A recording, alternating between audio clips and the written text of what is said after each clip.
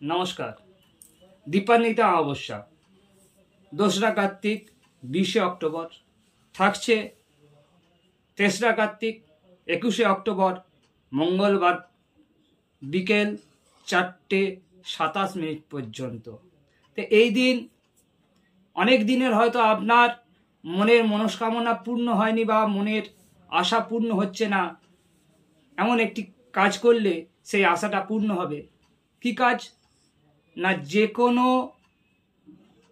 বট গাছের নিচে দীপান্বিতা অমাবস্যার দিন সন্ধ্যেবেলায় 3 বার গিয়ে তিল দান করুন, দেখবেন আপনার মনের মনস্কামনা পূর্ণ হবে। আপনার হয়তো সামনে অনেক বিপদ আসছে বা আপনি অনেক বিপদের সম্মুখীন হচ্ছেন। আপনি আপনার বাড়ির পাশে যে কালী পুজো হচ্ছে সেই মাকে আপনি একটি মায়ের খড়গ দান করুন বা খাঁড়া দান করুন, তার সাথে 108 জবা ফুলের মালা দান করুন, আপনার বিপদ থেকে মুক্তি পাবেন।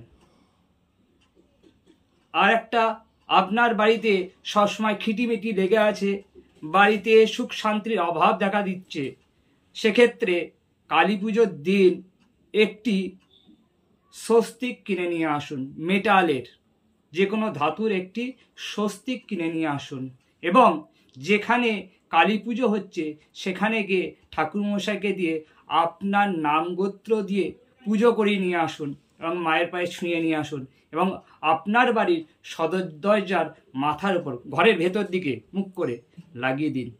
দেখবেন আপনার পরিবারের অর্থ গমনাগমন বাড়বে, সুখ শান্তি সমৃদ্ধি বাড়বে, যে কলহর জায়গা ছিল সেটা কমে যাবে, আপনার পরিবারের সুখ শান্তি সমৃদ্ধি আসবে।